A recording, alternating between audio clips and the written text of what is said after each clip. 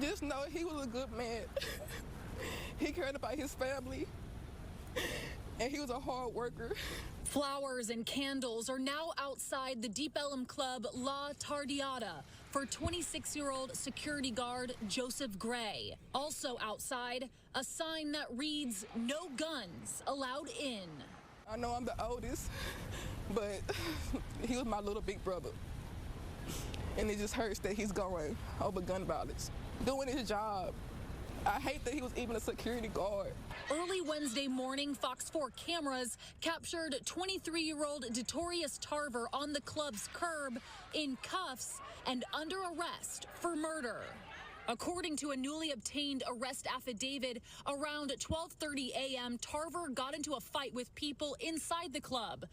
Police say Gray tried to break it up, but Tarver pulled out a gun and shot one round, striking Gray in the chest. A witness's phone camera rolling as that one gunshot was heard. Security tackled Tarver and held him down until Dallas PD arrived. But police weren't far. A swarm of Dallas police a block away investigating 5 people shot just a few hours prior on Commerce. Our cameras at that scene as officers were alerted. A security guard had been shot around the corner. They scrambled to the second scene. Fellow security guards drove Gray to Baylor. Gray died at the hospital, leaving behind a grieving family, his siblings, his mother, and his girlfriend, who was 3 months pregnant, expecting a baby boy. That's all he wanted to be, was a father, and now he can't even be one. So sad. So sad. I think one of the worst things about this is how senseless it is. You know, I remember, like, you know, even being asked, you know, when you're tall, when you're over 6 foot, well, I'm six, 1.5, technically, without shoes, you know, these places will ask you, you know, to be security. And I remember at one point in time, I was thinking about doing it because I needed a job, and I was like, man, you know, maybe this could just kind of like be that thing that helps out until I get where I need to be. And, you know, you never really think, at least for me, I didn't think about like, hey, it's a possibility of me being in a situation to where I have to break up a fight and risk my life. And it's just senseless. It's sad because I don't live far from this. I live, you know, nearby. I'll put it like that. And this area, I was just telling one of my buddies who visited recently, I was like, it's night and day. In the daytime, it's literally peaceful and it's like super touristy. You know, you can walk around and you don't feel a sense of like danger. But at night, you can sense like, man, things could pop off real quick out here.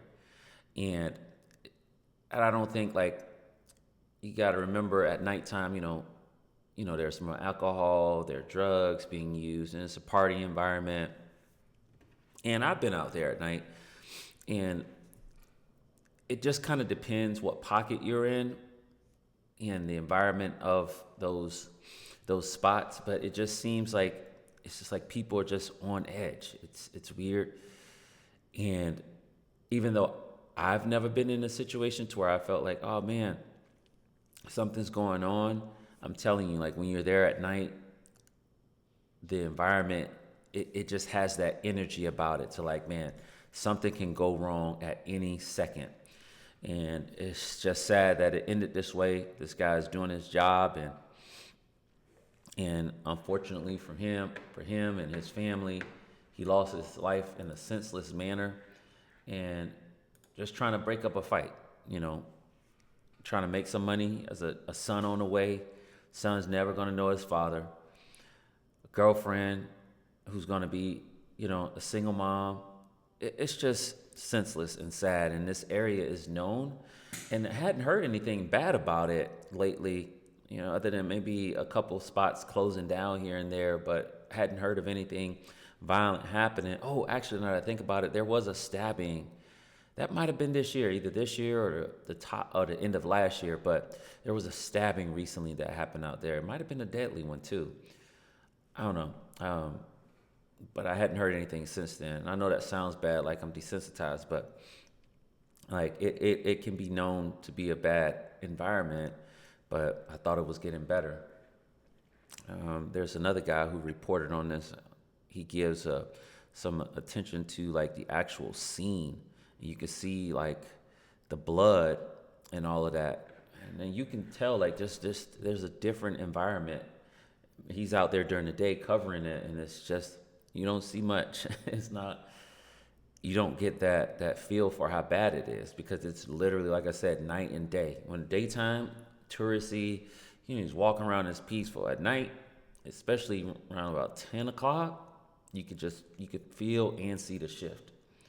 Today I'm in Deep Ellum, and overnight one security guard was shot dead along with 5 other people that were also shot but expected to live. Let's go through the... Yeah, I forgot to mention there were 2 shootings that night. One to where there were 5 people who were shot. From my understanding of the news, none of them were expected to die. They all were expected to live, but it was 2 separate shootings. Oh, and this was Cinco de Mayo, so this was Tuesday night / Wednesday morning. Area and see what it's looking like.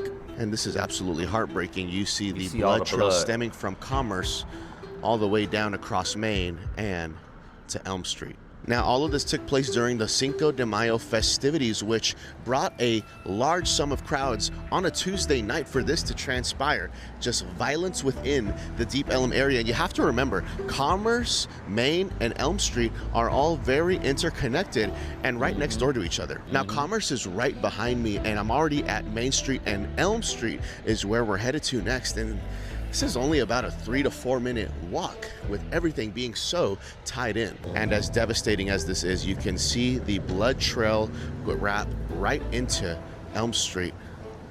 And it just goes and it goes and it continues to move forward. News sites are all here on site here covering the story as well. And you can see right here outside of the club, no pocket knives, no guns, no mace, or sharp objects. Deep Ellum is waking up after one of its most violent nights in 2026. Look at how peaceful Overnight, it is. 2 separate shootings unfolded just blocks apart during packed Cinco de Mayo crowds. According to Dallas police, the first shooting happened around 10:30 p.m. near Commerce Street and Malcolm X Boulevard, where 5 people were shot after investigators say an altercation broke out between multiple individuals. Police believe several victims may have been innocent bystanders, and all 5 are expected to survive. Then about 2 hours later on Elm Street near a club, officers responded to a second shooting involving a 26-year-old security guard. Police say he was reportedly escorting someone out of the club when he was shot in the chest. He later died at the hospital. Authorities say a suspect has been detained and a weapon was recovered, though detectives say both shootings currently appear to be unrelated.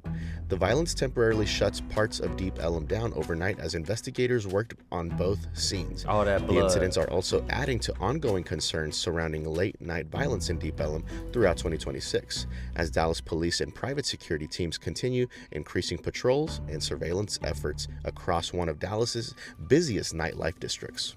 This is an absolutely devastating day, let alone week and year for the folks and families that are grieving as we speak. No one should have to lose their babies. Absolutely and not. This is heartbreaking. Yeah, like I said, it's just tragic. You can't even go out and hang out, and enjoy a little bit of nightlife and music without people coming out there with their agendas and their violence. And I'm glad they got, the young man who shot and killed the father to be so young, 26 years old. His life hadn't even really began. It's just so unfortunate. Condolences to his family. And just if you're in the Dallas area or you're visiting the Dallas area, just remember to be careful.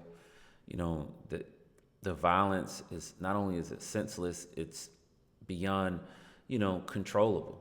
Because people have their agendas. As they said, they believe some of the people who were shot in the situation to where 5 people were shot were possibly innocent bystanders. So just got to be careful.